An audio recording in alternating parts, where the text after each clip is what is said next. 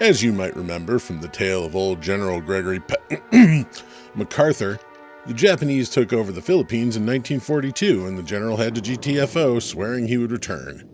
In July of 1944, MacArthur finally got Franklin Roosevelt to agree, and so that October, the U.S. launched the Battle of Leyte. Leyte is the 8th largest island in the Philippines, and at the time had about 900,000 people living on it. Early scouting reports said there were only 20,000 Japanese soldiers on the island, and so MacArthur chose to attack there. Turns out there were way more than that, with about 432,000 Japanese soldiers spread all through the Philippines.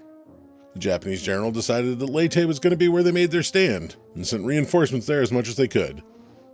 Land fighting went on for 2 long months, and the largest naval battle in history, the Battle of Leyte Gulf, took place during this time, effectively crippling the Japanese Navy, and stranding Japanese troops without supplies, reinforcements, or even a way home. Japan lost tens of thousands of soldiers, with a big chunk of that being to disease and starvation. Fires on the Plain is the 1959 movie adaptation of the book Nobi by Shohei Ooka, who was drafted into the Japanese military in 1944 at the age of 35 and found himself on a different island of the Philippines that met a similar fate. The movie tells the story of a single fictional Japanese soldier named Tamura, who sees the writing on the wall for the Japanese effort at Leyte and takes off to find out if there's any hope of, well, anything. It starts off with a little catch-22, but quickly goes so much worse, as Tamura is forced to deal with the hell not of fighting itself, but the hell of knowing it's all over and waiting for it to end somehow. Seeing the lengths people will go to just to get through when they're starving and have no hope of survival. Why are you so mad about that? It's just monkey meat. Today on Hinge Problems, Fires on the Plain.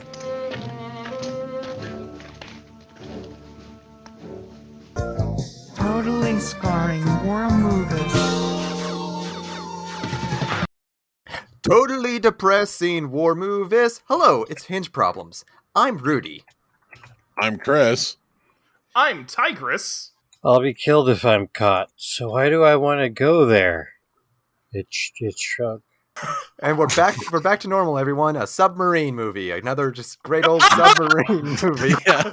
Another classic of submarine fiction. Men on boats, on Tight the ocean. spaces. Tight spaces. I love sonar and torpedoes. You gotta admit, a lot of people do go underwater in this movie, though. There's a lot of water, yeah. It's like a motif or something. All the machinery. Yeah. We're pulling a Joker. Jokes. We're the joke man. Oh, gotcha. No, we watched 1959's The Fires on the Plains by director insert name here. Konichi Ichikawa. Boom. Thank you. You said it better than that Paul Schrader interview movie thing. That's really bad, but pretty fun to watch. I mean, you could talk about Japan endlessly, and people have. So sorry for giving y'all a heck of a downer, huh? Yeah. Jeez. Yeah, not a lot of lighthearted stuff. I mean, like, I'll say, like, the first, like, it almost looks like there'll be something kind of funny in his initial situation where he's not allowed to go to the hospital. Yeah, it initially seems like this is going to be some Catch-22 shit where it's some guy who's, like, going and like seeing horrible things and just like trying to survive, and maybe there's like some subtle irony to it, but very quickly it's like no. This is unrelentingly grim from start to finish. There's a joke. There's a sort joke. of. Was the joke about cannibalism? The boots. The boot. Okay, the boot. Yeah. Where you just see you see them on this all of these listless, starving Japanese soldiers, marching through the muck, flopping over face first like corpses into the mud when they hear a plane going overhead and getting strafed, and then when the plane is gone, they all just sort of heave up, or like half of them heave back up because some of them were hit, and they keep trudging. And after a lot of that, you get to guy finds some boots. Hey, they're in better shape than his boots. Next guy finds the last, so he swaps out. The next guy finds the last guy's boots. Oh, these are in better shape than my boots, so he swaps out. And that just keeps happening until there's finally a pair of boots with absolutely no soles on them, which are found by our hero? Protagonist. And, yeah. I don't know if I want to call him a hero. Our point of view character who looks at his boots, looks at those boots, and then just takes off his boots and starts walking around barefoot. Like, I understand It he was has the already structure barefoot. of a joke. Yeah, I understand that he was already barefoot, but you don't want to give up your boots. Really, you don't want to give up your boots, do you? I mean, he'd already at that he didn't point, exactly have boots, but yeah. Yeah. At that point, he didn't exactly have boots, and I think it wasn't just his boots he was giving up there. It was his It was his soul. Yeah. But like, why were these people marching through the mud and getting fired at, though? We'll never know. We'll never know, because that movie's not going to tell you. Yeah. Before we move on, I want to take the 1 second to go. When the plane strafed them during the boot scene, did you all point at the TV and go winging a prayer? No, I did didn't. not. I was too busy going like, then half of these guys aren't going to stand up again, and then they didn't, and I was like, called it. Yeah. I just thought it was a very striking tableau because it holds the shot of. It is almost comical the way they all flop forward in this one like medium shot, and then the sound effects play and of the plane play, and then half of them get back up again and keep going. There's a little bit of squib work. There's some squibbing, and I believe at that point they're all marching to in theory get to a point that they're all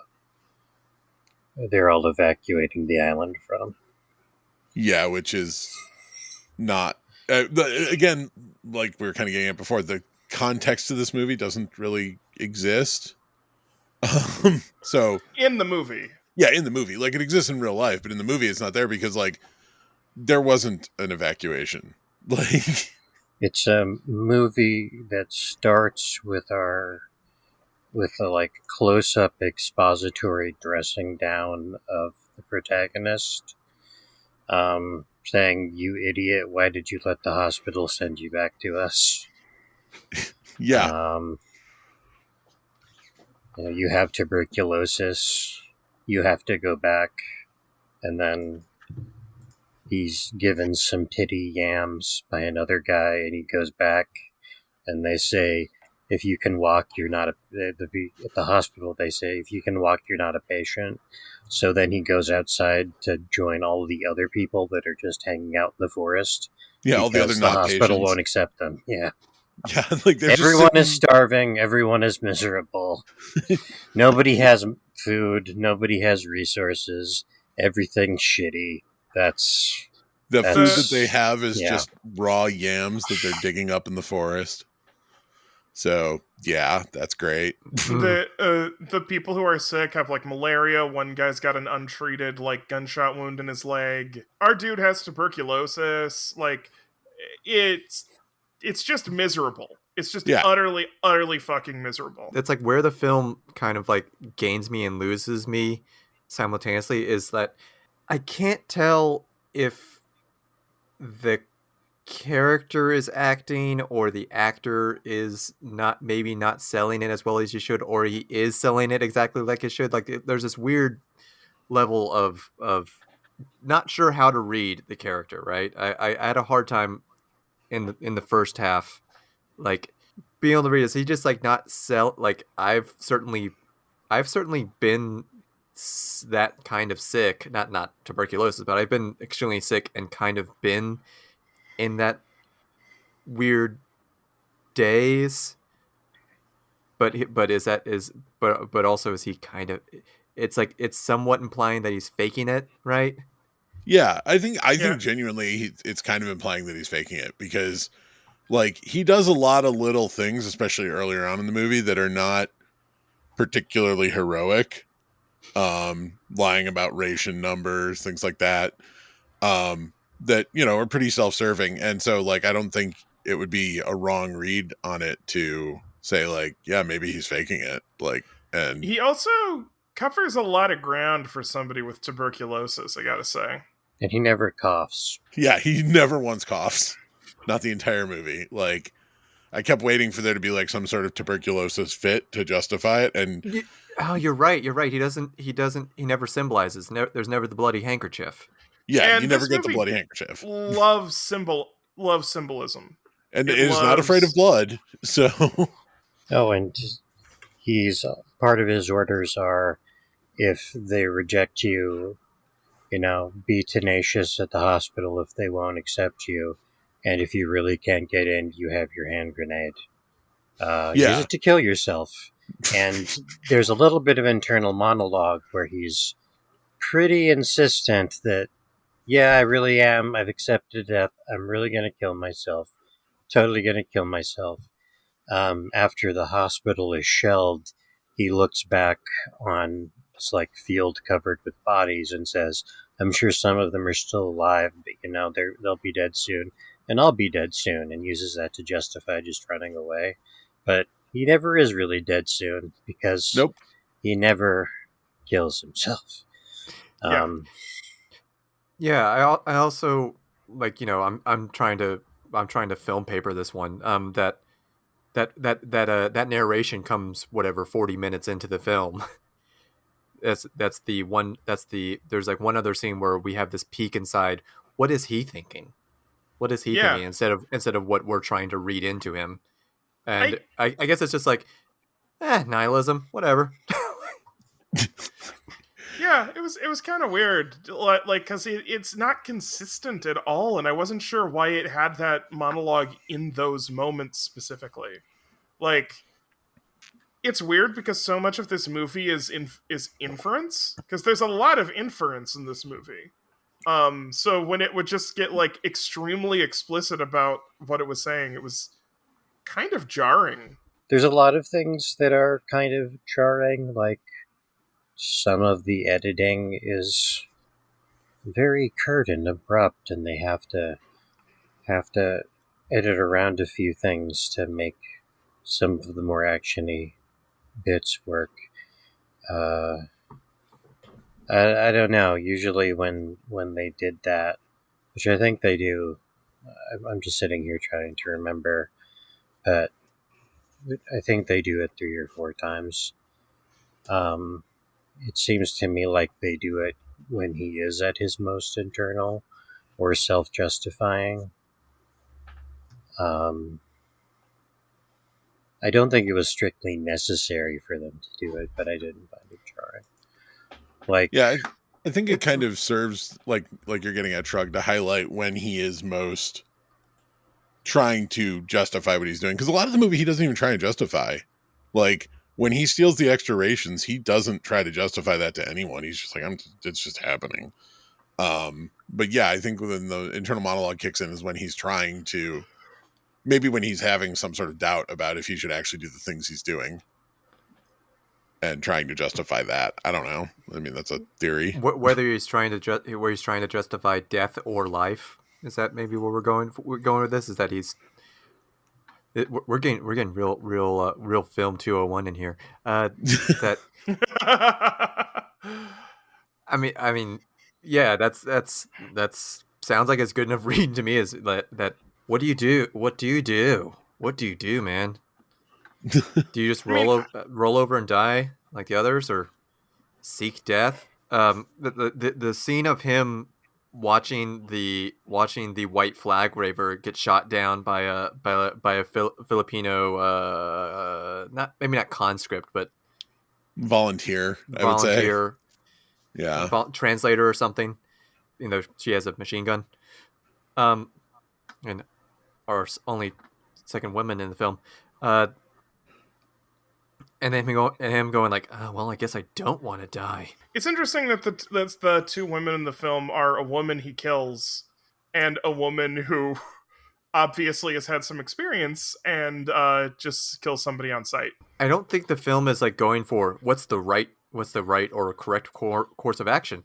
It's trying to give this collage of some percentage of actual things that happened to the author of the book. So that takes it out of the realm of judgment. But it is constantly asking life or death, scene to scene. I think in collective that makes it more jarring than it is very vignette-y. It's it's sort of depressive picaresque. That's exactly what I was going to Yeah. say, Shrug. You got your episodic picaresque sort of, but like depressive because, yeah, there is no right or wrong. Like you don't get a lot of judgment on that from either the character or even seemingly the movie. It's just like, this situation is shit and people are dealing with it how they're dealing with it. And it's not good or bad. And you're right, Rudy. It's like life, living or dying is the only decision. And a lot of times it's not even really a decision. It's just kind of like, well, one's going to happen eventually. Like, that's it. There's an interesting turn of phrase. One's going to happen eventually. And for Private First Class Tamura, the answer just keeps being living. Like, Yeah. That's the thing. That he just keeps arriving at being alive.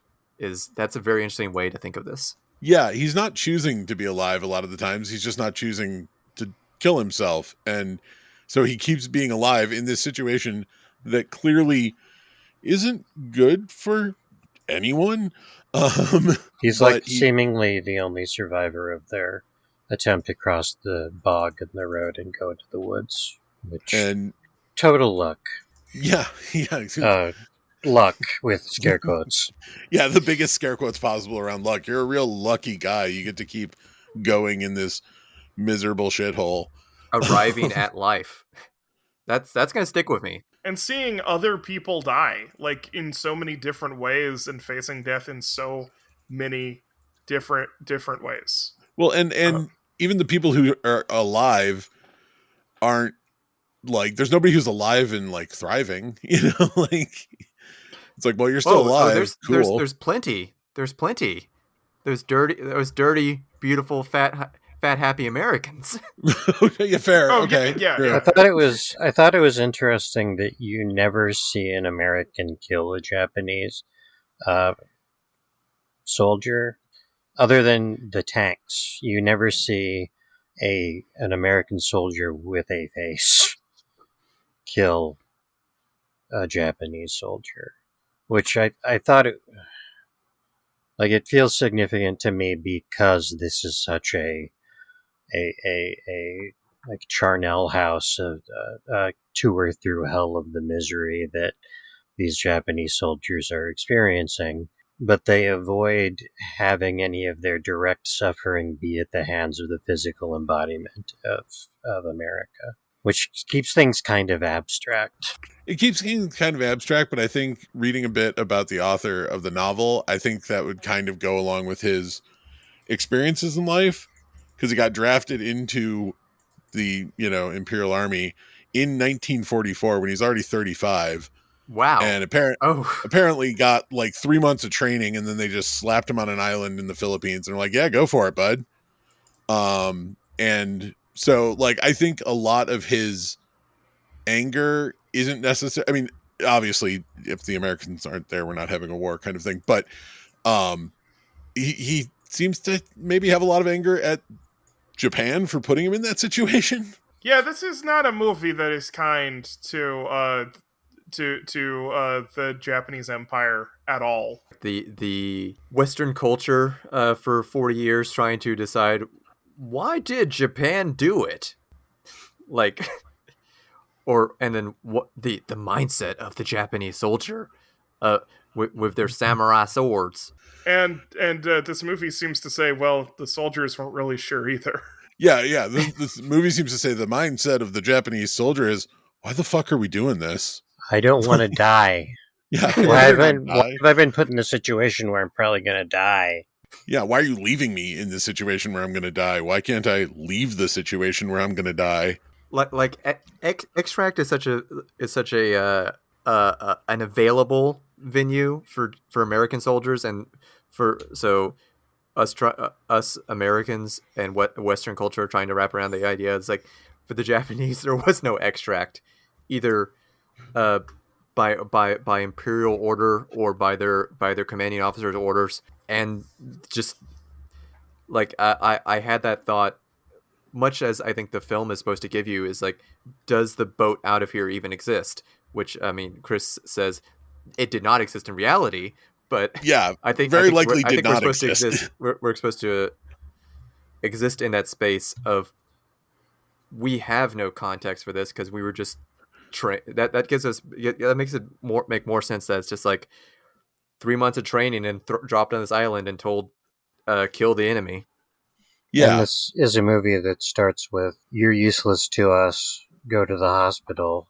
If they can't take care of you, suicide by grenade."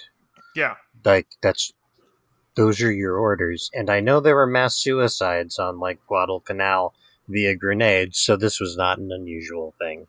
No, this is a confirmed tactic that's frequently comes up in other. It's come up in a few films I've watched too, from the other perspective at least.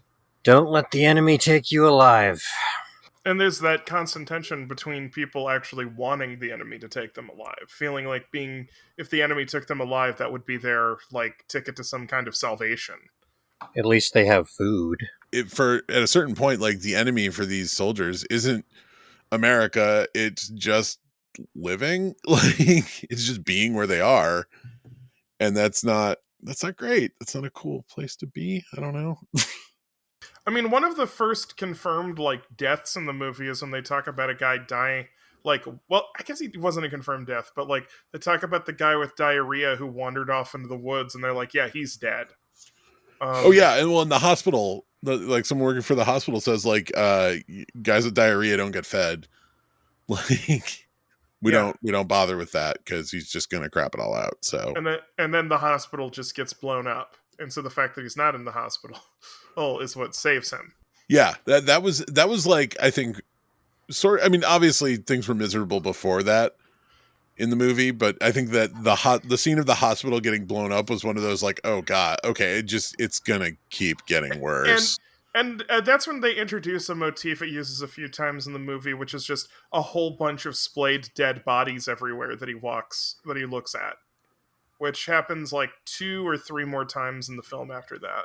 That scene of everyone crab walking over the road will stick with me forever. They're usually very striking and picturesque. Well, I kept thinking about like this movie almost depicting like, I don't want it, obviously it's not like literally doing this, but like a Dante's Inferno journey through hell kind of thing, because like those pictures I was just like, okay, like it's a Hieronymus Bosch painting, like there's just dead people everywhere and suffering everywhere, and you just gonna walk through that, so cool. Speaking of motifs, I noticed the movie always takes time to showcase people acquiring food or water, and takes time to show them eating the food and water. Like, that's always a thing it lingers on. It's always reminding you of the things they have and the things they don't have, and the momentary relief they feel, which eventually culminates into the monkey meat. Well, okay, yeah, I guess we should probably just go into that then. Talk about the human meat in the room here. Yeah.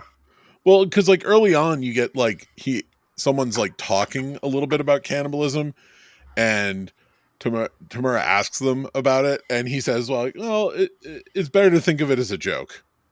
Somebody initially boasts of cannibalism in Papua New Guinea as a way of like asserting how tough he and his squad are. Yeah. The very, very Osakan captain they find. Yes, he runs into. Oh, that I that's interesting that you say that, because I did not detect the accent as an English speaker. Extremely Osakan, and especially it like, yeah, there's all the signifier there of like of boisterous, of friendly but combative, and like it's somewhat difficult to tell when they're joking and when they're not. I'd want to stick on the monkey meat theme before I start like breaking down all the social cues I noticed in this film. Yeah, okay. I think we'll come back to that. But that is that's sort of the first like direct mention of cannibalism is in that scene. And I really like that line of like, well, better to think of it as a joke. Like, we're not saying it's a joke. We're not saying it isn't a joke. We're just saying it's better if you think it's a joke. Yeah, You can choose to live in the world where it's a joke. Yeah, exactly. This is your choice, not mine. I'm not making it for you, bud. You pick. and Yeah, then like, eventually, I'm already living with my sins. I'd rather you didn't either. You didn't also.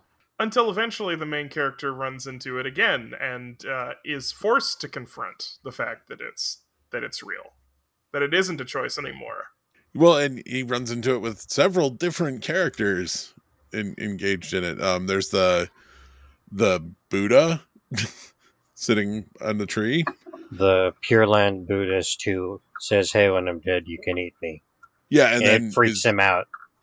Well, and he is also eating someone who's just sitting between his legs. Like, Oh, I think that was dirt. oh, okay, I couldn't tell because it's black and white. I kind of thought it Yeah, was. I saw that and I was like, did he eat mushrooms? Did he eat dirt? Did he eat a bug? Or did he eat his own balls? I kind of thought he was eating some flesh because of the not birds flies line that was right before it. You know, something was rotting. Was it, or maybe he was eating shit, like literally eating shit. That could have been true too. Yeah. It's whatever it is. It's horrifying because his face and he comes up and it's just covered in whatever it is, and clearly Tamura is not happy about that. Much like everything in the film, it's up for you to draw your own conclusions. Yeah, exactly. Whatever you think happened there is what happened there. But then he encounters it far more explicitly with two characters he encountered earlier in the movie. And that outside the hospital, Nagamatsu and Yasuda. So when he first encounters them outside the hospital, I think Yasuda's like selling off tobacco leaves that Nagamatsu has in his pants. No, or is it the other way around? Backwards. Yasuda is the one with the gunshot wound who has wrapped around tobacco. And is somewhat caring for Nagamatsu, who was our diarrhea guy. Oh, there you go. Okay. Couldn't remember. I got the names mixed up. He had Berry. And we meet them. They see him. This is the most boring thing for me to do in a podcast. We see him mid film. Nagamatsu now healthy and indebted to Yasuda, and then the ending of the film happens where they be eating monkey meat. Yes, monkey meat, and notably, you have not seen a single monkey in the rest of the movie. Yeah, so you think they'd shoot a monkey on sight, huh? You think that'd be a incredible treat at this point? They'd be eating monkey meat, but notably, Tamura has very bad teeth and is not able to chew monkey meat. Lordy, that's it, huh? Yeah, which was apparently very important to Konichikawa and his wife, the writer, because eating monkey meat is a bridge too far and would signal absolute deprivation or degradation. Yeah. Which is interesting, because he has murdered someone for food earlier in the film. I think that's an interesting scene, the salt scene. Yeah, it really plays to how Tamura feels in the moment instead of the reality of the moment of just like you haven't seen anyone in a while, you've only seen death, and then these two healthy people and this woman won't stop screaming. And he tries to put his gun down, but she keeps screaming, so he shoots her to shut her up, basically. Thus justifying completely her horror at the sight of this Japanese soldier with a rifle. And then the guy she's with runs away. He tries to kill him, but fails. And then when he comes back, he rearranges her skirt. Like, it's a weird and almost touching, humane moment. The woman that he has murdered, he's trying to give her dignity in her repose, which is almost, to me at least, like a sign of basic decency in spite of, the act of murder he's just committed. But then he goes to the floorboard and discovers that they had salt in it, and in his excitement over finding salt, which becomes like a commodity, you see people in this movie literally tears in their eyes as they taste salt. He just starts rudely pushing her body out of the way. Suddenly she's just an object again as he tries to get the salt. It's something.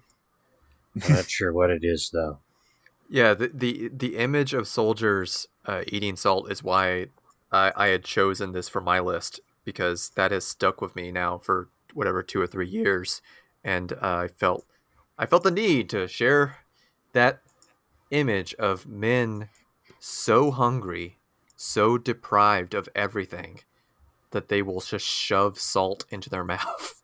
It's how Tamura buys his way into the little squad of people that boasts about their past cannibalism duties.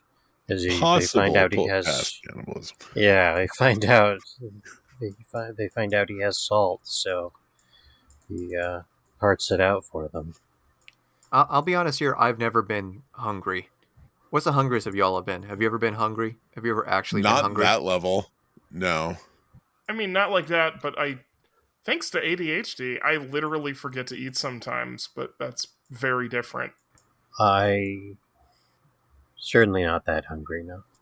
So I was hoping maybe hoping someone would maybe have a story, but no, we've all lived relatively.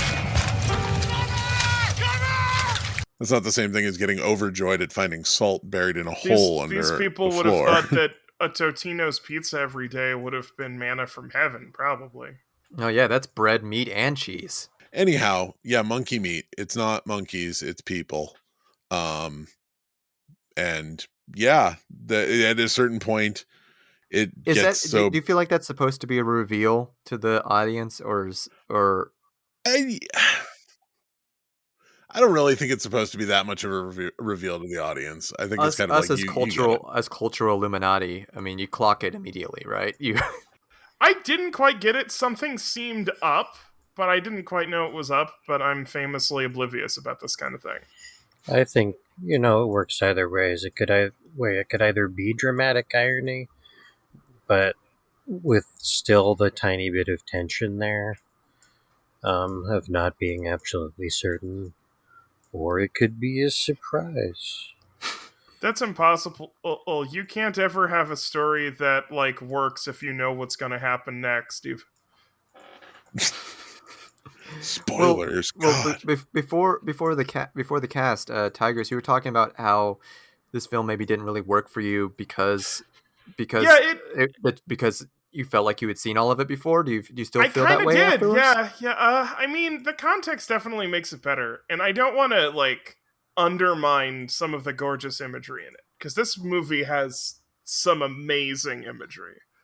But it really was for me a movie about that imagery, because I felt like I had seen stories of this of deprivation and war is hell and the real enemy is just surviving, that there's this common human element of struggling with death that's beyond ideology, that's beyond anything, that's a much more common feature in Japanese media for some reason. Probably because in American media it's always look, we're the amazing badasses who won.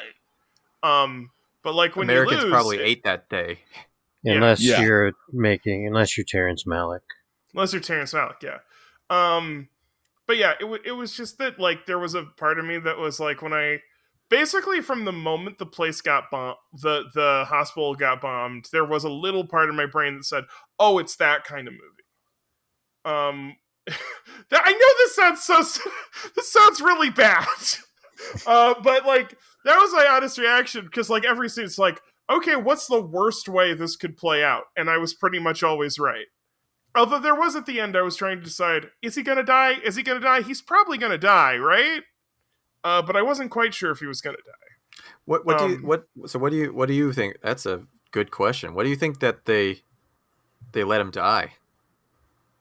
What do you think about that? Let's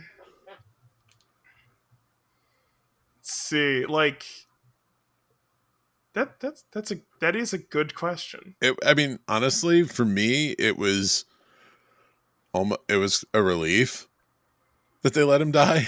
Yeah. Because so much of the movie before that is like he obviously clearly is having, depression and all sorts of stuff at the for obvious reasons, but he can't kill himself. He never will, and the world seems to be not willing to kill him either.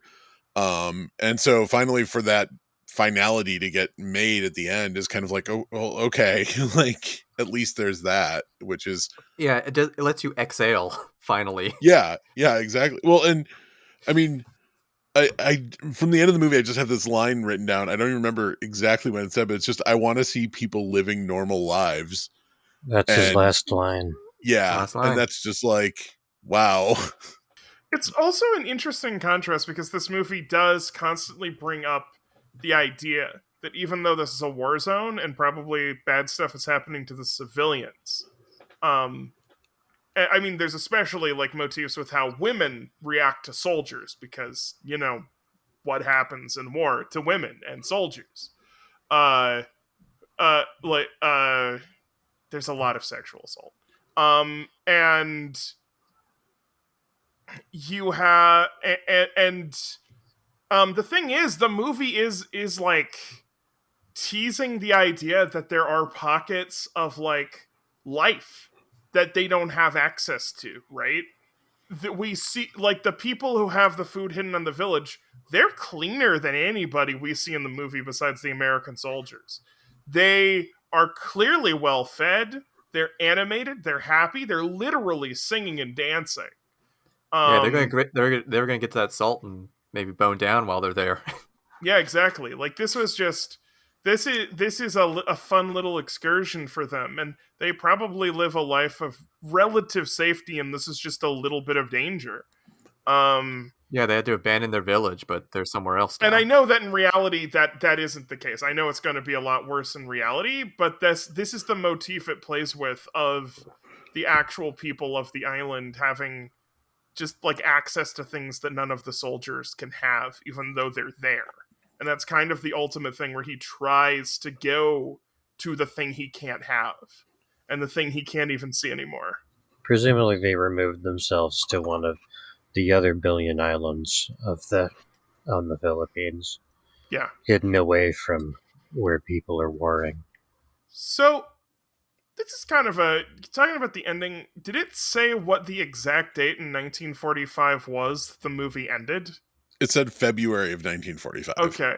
I was trying to figure out if the movie had technically taken place after the end of the war or not, just to add another layer of irony. So for context, the island they're on, Leyte, the Battle of Leyte takes place from mid-October through mid-December of 1944. U.S. soldiers say they wrap up in mid to late December of 44, but then there's all sorts of Japanese holdout soldiers that kind of stick around on the island for another 5 months, so there's guerrilla battles that break out occasionally, but it's not open fighting at that point. So at the point this movie mostly takes place at, the main battle's done. It's already happened. And it's just, there's some mopping up going on. And the Japanese soldiers are stuck there. And so I think it ending in February of 1945 is, I kind of read it as like, all this happened after it was done. Like, Yeah, okay. So even though it wasn't the war, that is like what it was conveying. The battle was over. Yeah. Because that's what it, like, I was like, that's got to be what it is, but I don't know exactly when this ends. But because, like, it is that. It's saying that not only were these soldiers struggling, they weren't even struggling in a thing they could even make a difference in. They weren't struggling in an active conflict at that point. All of this stuff just happened when none of it mattered. Speaking of fires, like the one Tamura runs to only to be shot at the end of the movie, did anyone else stand up in their chair and raise their fists and lewdly thrust their pelvis at the screen when the dude says, "What's all the fuss? They're just fires on the plane." Title drop. They did it. Wow, wow, wow. I made sure I made special note to note the actual Japanese line there. Actually, Okay, what's the actual Japanese line there? Let's go. Tada nobi janai ka. So here we go. Hello, everyone. Sit down. Nobi is the Japanese title, which is literally fire planes. Oh. I think in this case, it maybe specifically refers to burning the external remains of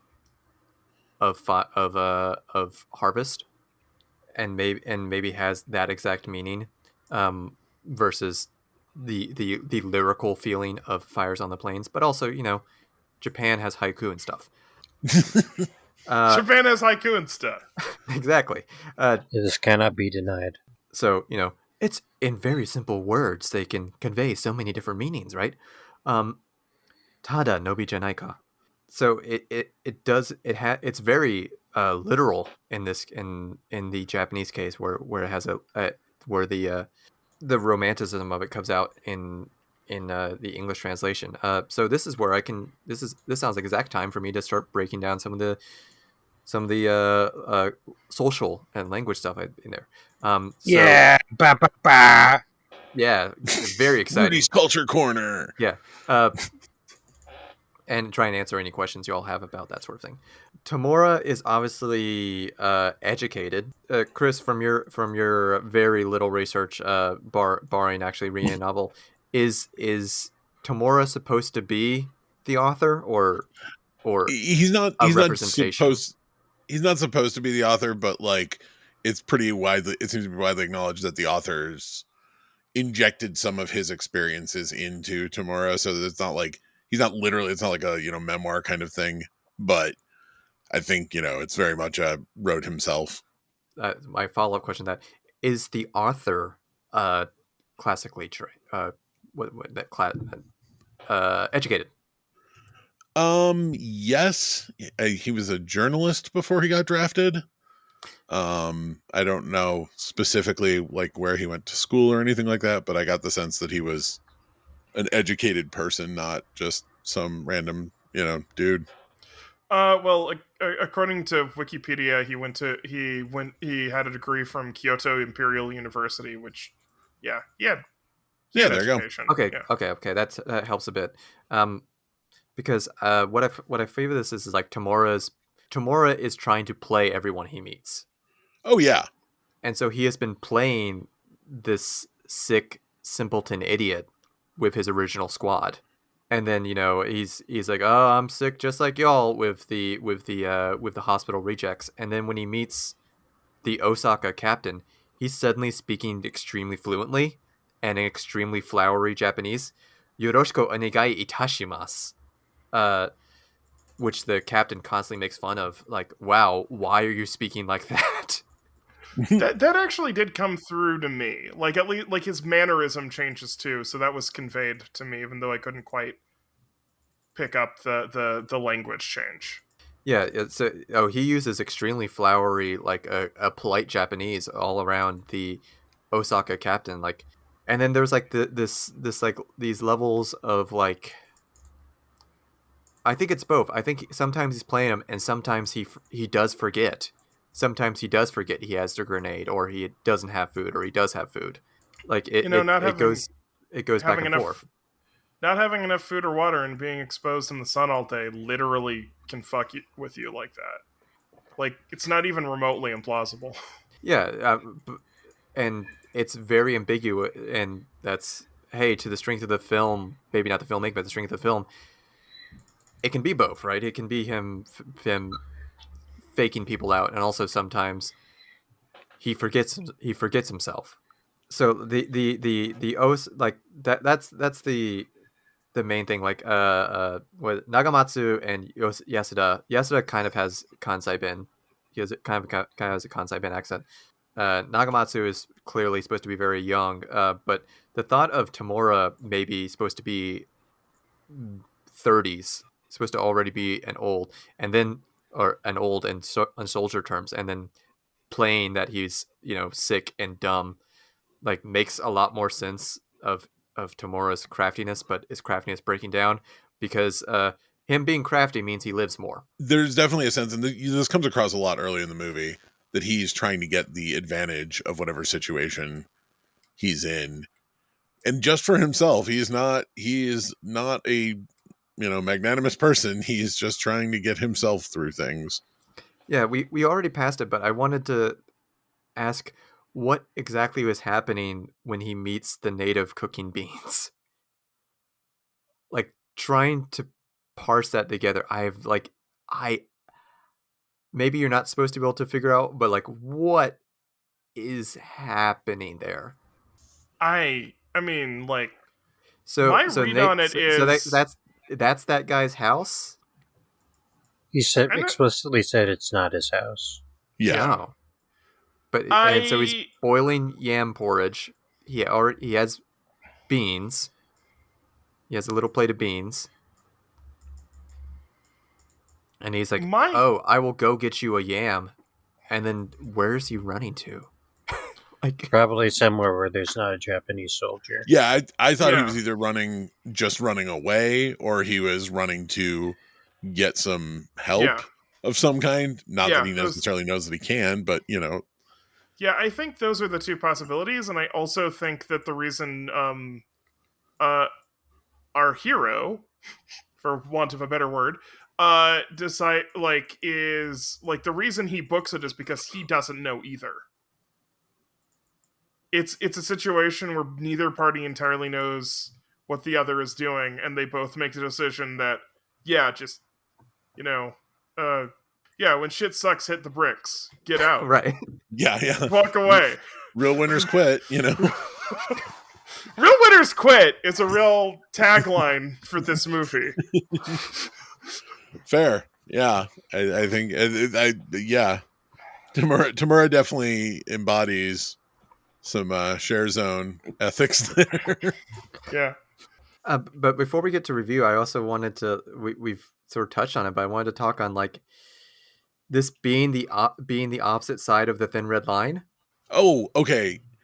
Yeah, I had a moment of specifically of that for me in this movie, where he's sitting down on his own and the ant starts like climbing on his hand and he's watching it, and I right away I was just like, oh, is this going to go to like sort of Terrence Malick nature? What are we doing to nature around us? Kind of territory from Thin Red Line, and then the ant just bites him, and he just like throws it off his hand. Because it's almost like he doesn't have the luxury of getting there in his brain. Like, it's just like, no, nature wants you out of here. Everything wants you out of here. Go. It's on his foot, and he's delighted. He picks it up, and he's like, yeah, there's rocks. Then it bites him. Yeah, exactly. He's so like, it's like enraptured him in like this beautiful living thing, and then it bites him. It kind of surprised me when it happened, because I thought the way the scene was going to end was he was going to eat it. Yeah, I did kind of think that, but then when he got so delighted about it, I was like, oh, okay, maybe he's, appreciating something alive that's not miserable.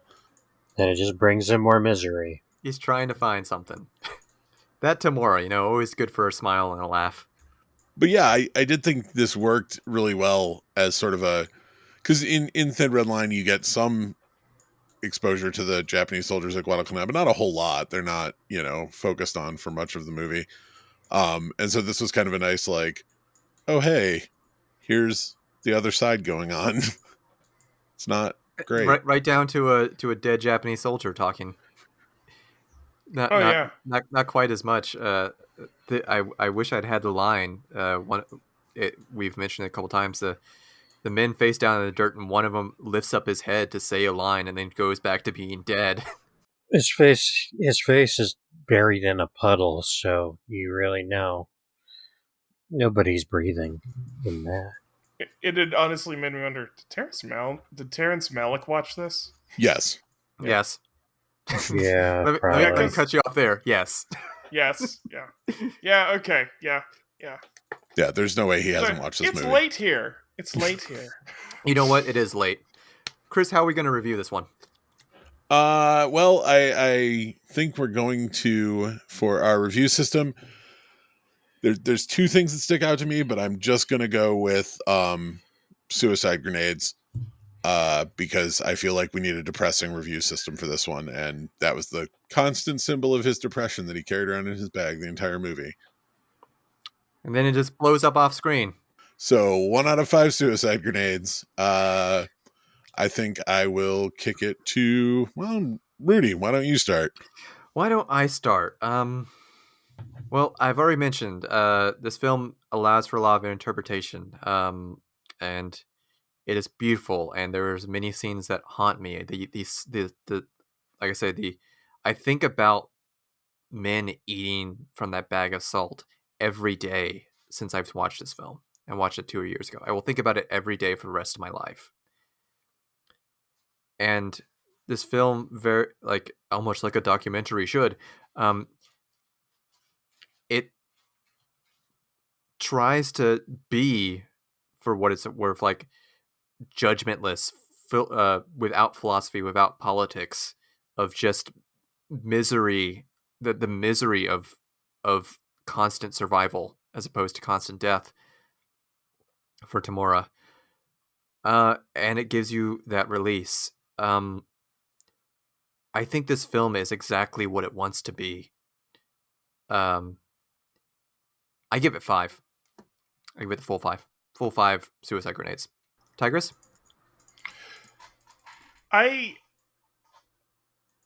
God, I feel bad about the stuff I'm gonna say now.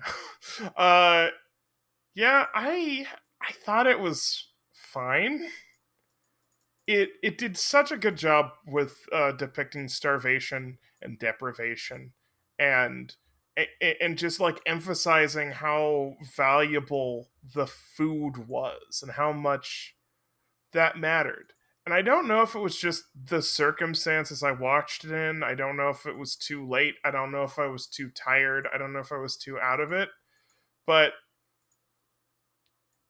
I did honestly just kept going, yeah, that tracks. Yeah, that tracks. And like when the sort of raving, delirious guy who talks about being a Buddha showed up, it's like, yeah, it was about time for the guy who was having like religious delusions to turn up in this movie. But it was very visually striking. It was very well done.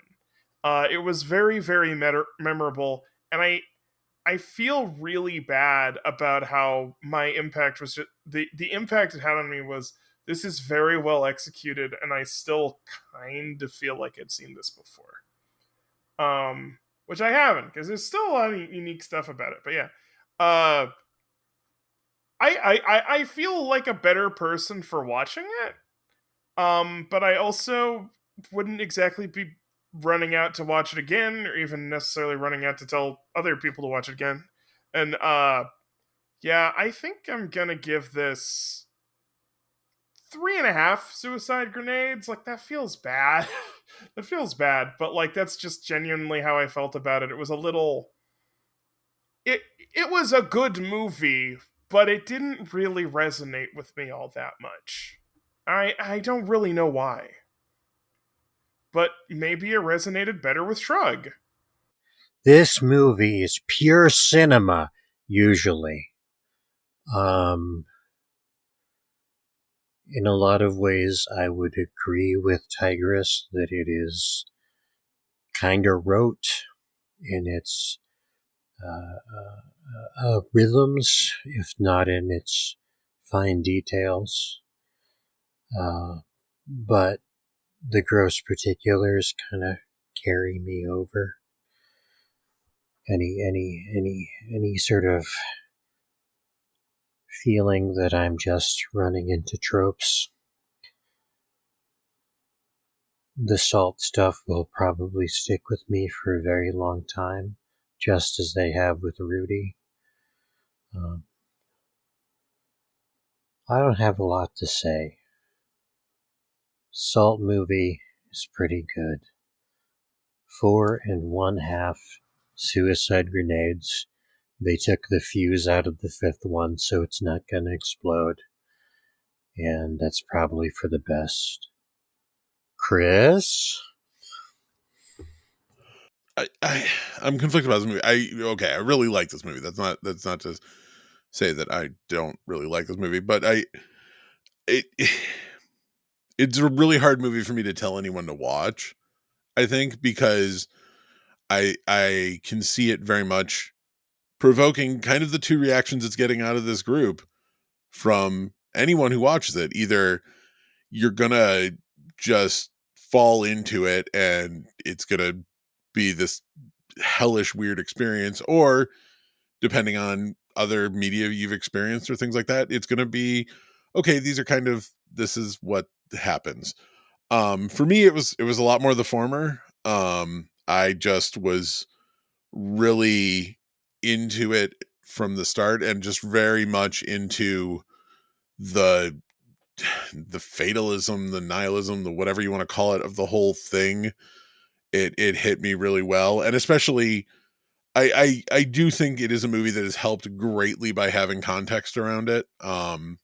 Because I just read a little bit about the context before I watched the movie, and it was like, okay, the futility of everything going on here is not necessarily explained by the movie, but is if you know kind of the timeline that's going on. And I think there were definitely images, the salt, the ant, the the Buddhist on the sitting under the tree, that are just going to stick with me for a very long time. Not necessarily for what they say, but just how they were shot. The as Tigress brought up earlier in the podcast, the images of just these fields of dead bodies, lying face down in mud and muck and shit. And yeah, I think that will stick with me. I think the sense of spiraling out of control that the movie had for me, of starting off in this like kind of self-serving catch-22 of, oh well, if I can't work here, I gotta go to the hospital. Oh, the hospital won't let me here, so I'll come back. Oh, I gotta just go on my own now. And just how that spiraled very quickly out of control. And how he just ends up wandering, trying to find something for himself. I really got into that, and I really felt that a lot watching the movie. So for me, I'm going to go with 5 suicide grenades, because I think this is it's a really fascinating movie. I want to watch it again, but I don't want to watch it again quite yet because I'm not there mentally. Yeah, 5 suicide grenades for me. And on that note, should we pick our guys? Well, before that, Okay. even though we're done with the reviews, I want to make sure we hit this point, because any other discussion about this movie would hit it. Is this an anti-war movie? Yeah. Yeah, there you go. That's the reaction. It's like, ostensibly yes, but let's say yes. yeah, like Yeah. I think it's very easy to see it as an anti-war movie, but I also that was not what this movie was about. exactly, like it seems oversimplifying to say it's an anti-war movie. It's like, well, okay. This is a movie about misery and suffering in a war, which necessarily implies to the viewer, hey, this is a thing that happens in war. And It that's is a bad. thought you're gonna have, that, wait, that's what war is like. This is the depiction of war. But at the same time, this is not a movie that said, this is a movie where the thesis is war bad. This is a movie where the thesis is you can't find like justification for living and like you were trying to find a justification in living, and that is more what it In is the about. context of war, though. In the context, I mean, at the end, there are farmers around that fire. I know it's dangerous to go there, but I want to see people leading normal lives, and then he gets shot. Why does he get shot? Because of his identity as a soldier, which has been impressed on him by the context of the war. You can't go back to Why am normal I life. doing this voice? It's exactly like that scene in Love the it. Hurt Locker where he's with the cereal. yeah, that's why I said, yeah. Yeah. All right, but we're not anti guys or anti gals in this film. Tigers, who's your guy? Filipino lady with a machine gun. Hell yeah, knew it. I knew it. Yeah. I knew it when I saw it. Yeah, that tracks. Much like you saw things coming in the movie, Tigris. I think that pick we all saw coming. Yeah. I always like the random lady who does some batshit thing in one of these. It says a lot about me. I hope to be that lady someday. I hope not. But Well, Yeah. not that literal lady. Please not don't do that, anymore. Tigris. Yeah, no. Yeah. That- I want yeah. to be. The 3 seconds of her on screen shooting that machine gun, you're like, yeah, she needed to do that. Yeah. Like when I saw that, it's like it's an interesting bit of tension because on the one hand, it's tragic, but it's also one of the most, in its own weird little twisted way, the first time the movie in a long time has like a bit that's almost comedic. And the thing is, like I was saying earlier, like the truth of this shit is so many women get assaulted in these things. And she either had that experience or knew someone who had that experience or heard about it. And her reaction to a soldier that she considers part of the people who did it, which fair. Her And this response is also just, after whatever 2 years of occupation. after 2 years occupation too. Yeah. Yeah. So she turns, and obviously she's been kitted out. She's been given clean clothes. She's been given food by the Americans. That's a whole conversation I'm sure we're going to have someday about America and the Philippines, but that's not today. This is the movie we're talking about. And she just is like, I got an opportunity, and she literally shoots her shot. Aw. Hashtag Yeah. boss babe. Yeah, there you go. So yeah, and there's the thing, which is like, as much as this is like supposed to be a horrifying thing for a main character, it does feel, even in the context of the movie, that she's not unjustified in her response, but maybe she went a little nuts. Yeah, it's a little slight war crimey, but you get it. It's like the rest of this movie. It's very, this is a thing that happened, and it probably happened for reasons that make sense to her. But it does make me wonder, shooting a bullet like out of a machine gun that the Filipino woman had. Rudy, who is your guy? My guy. My guy is a moment of a guy because my guy goes on quite the emotional journey. So my guy is Nagamatsu. After he's healthy and he's trying to hawk tobacco to passing commanding officers, because I will always identify with the person who has been paid just an unbelievable kindness. The Nagamatsu was lying on death's door, and this man, who is for all intents and purposes still on death's door, or maybe just faking it, nursed me back to health, kept me alive, and is now I'm indebted to him for better and for worse. And it's like, and Tamura just going straight up, just leave him. And you go, my humanity prevents me from doing the thing that will save my life. Which eventually Nagamatsu loses almost all his humanity to try and pay back the kindness that Yasuda has given him. For that moment of, I can't, because of it's not as quite Japanese honor. It's like basic, like, this man has treated me so well that even if he is treating me badly now, my pure character cannot erase that. What about you, Chris? I really you all really gave me the floor there. Yeah, no, I think you were doing good. Well, originally I had picked the ant as my guy, but since I already talked about the ant, I'm going to move to a second guy who is in the hospital outcasts. There is a career soldier who is accusing people of desertion.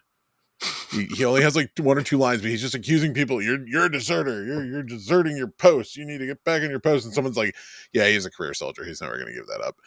And yeah, that was good. yeah, and that guy, that was one of the few things that almost made me laugh in this movie, because it's just like, man, like, you are literally dying of disease in a war that you guys have already lost. It's just, playing itself out now, and you're accusing people of deserting their posts in not even in the hospital. You're in the hospital's backyard because they won't let you in the hospital. He has malaria. He just pissed himself. Yeah, he's dying. Like, this isn't going to go well for you, buddy. So desertion isn't really what you should be worried about here. So yeah, that was my guy for a very early minor futility symbol right there of just like, this is not good. With that being my guy, Shrug, do you have a guy? Oh, I'm Puddle Corpse. I don't remember what he says. I just know he woke up for a second to tell the guy off, and then went back to being a corpse. Yeah. And I have a deep amount of respect for that. Yeah, if you got to go out. Go to hell, buddy, then my face is right back in the puddle. Going down swinging, as it were. All right, we do one more thing on this podcast, and that's selection of our next warmovis. It's in my hand. It's in your hand. It's in your hand. We knew that. As Tigress warms up that beautiful dice footage, the way we select a film on Hinge Problems Warmovis is we each have 5 films pulled at random. We need a re-roll because I have not updated mine. But if we land on mine again, then we can finally watch a submarine film. Let's put it that way. But for the purposes of this, the choices are ours alone, updated at any time. But 1 to 5 will be Shrug, 6 to 10 will be Tigress, 11 to 15 will be Bougie, and I will be 16 to 20. Let's hear that beautiful dice footage. Oh, we got 12, another Chris. Redtails? Redtails. Oh, Redtails. The only one of those smaller, more personal movies George Lucas actually made. Yeah. After talking for years and years about how he wanted to be done with Star Wars so he could make smaller and more personal movies, we get Redtails. Redtails, a movie with a great premise, but George Lucas made it. Redtails, a crew of African-American pilots in a Tuskegee training program, having faced segregation while kept mostly on the ground during World War II, please rewrite your census, IMDb, are called into duty under the guidance of Colonel A.J. Bullard. Of course we know Colonel A.J. Bullard. We all know Colonel A.J. Bullard. Thanks. Colonel A.J. Bullard. No, we don't. No one does. No, okay. Yeah. No. You weren't missing anything there, Tigers. Don't worry. I'm sorry. I'm fading. It's 10 o'clock for me. I know it's later for you, Fuji. It's fine. It's okay. It's also Rudy's dry humor. So I'm just checking the listing here. Just wanted to look on the listing. I don't see Colonel A.J. Bullard. Oh, there it is. Okay, Terrence Howard plays Colonel A.J. Bullard. So all right. Well, there you go. Terrence Howard. Once again, I'll mention it here, and I'll probably mention the cast. Look up the Terrence Howard Sesame Street bit where he's really, really stoned. It's funny. Yeah, it is. But for me, that'll be next time. 2012's Redtails. 2012. Wow. Jeez. The 10th anniversary. Never been a better time to review Redtails. There you go. It's the 10th anniversary movie review of Redtails. 10th anniversary plus 6 months. Yeah. Whatever. Shh. But for me being Rudy, for that being Chris, for over there being Shrug, and of course there's Tigress. Still just checking out that that ant bit her. Shoot the hinges. Ow! Shoot the hinges. Shoot the hinges. Toss the ant. Shoot the hinges. Hinges shot. Pull the pin. Pull the pin. Pull the pin. Totally scarring war